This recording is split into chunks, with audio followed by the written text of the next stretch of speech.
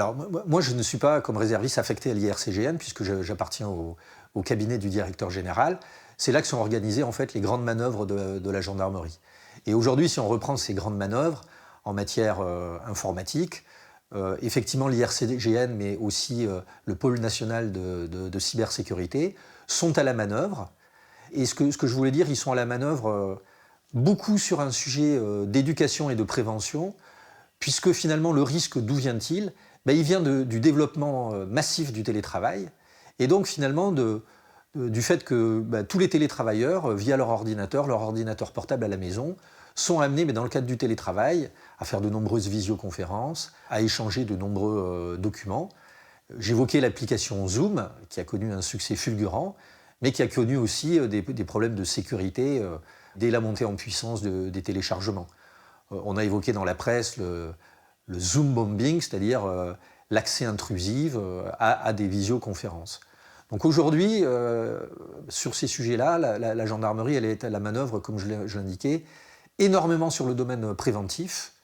D'ailleurs, aujourd'hui, nous mettons en œuvre au niveau général une opération Répondre présent, dont la finalité, au-delà de la sécurité du confinement, du contrôle, du respect des règles barrières et de confinement, démontre en fait l'intégration sociale de la gendarmerie, sa capacité à aider les plus démunis, les plus fragiles, et notamment sur un sujet qui est très délicat pour ceux-ci, qui est celui de leur éducation numérique. Et donc il y a un rôle qui est le rôle habituel de proximité de la gendarmerie pour aider ces personnes fragiles, fragiles au plan social, mais fragiles aussi au plan de l'accès aux technologies numériques et à leur éducation sur la sécurité numérique.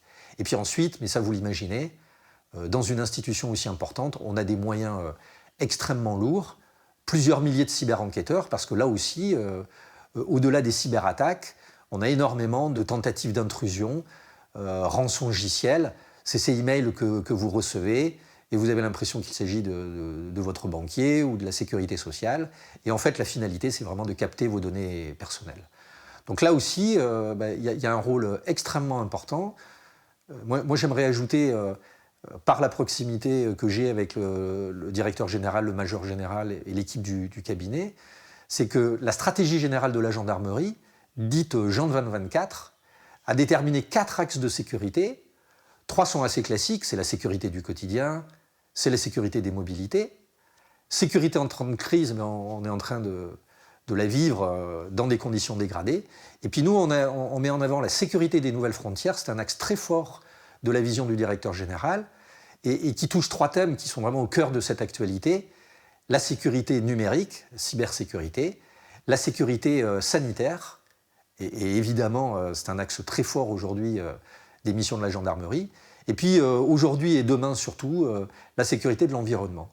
Donc vraiment, la vision du directeur général et celle de l'institution, sous l'autorité du ministre de l'Intérieur, du Premier ministre évidemment, c'est vraiment d'être collé à des problématiques qui émergent de manière plus brutale avec cette crise, notamment cette sécurité des nouvelles frontières.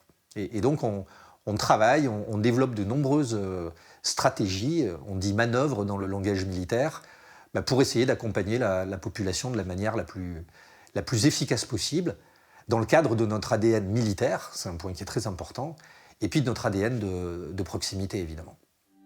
Merci à vous, et puis bonne continuation, bon courage à tous et à toutes, et prenez soin de vous.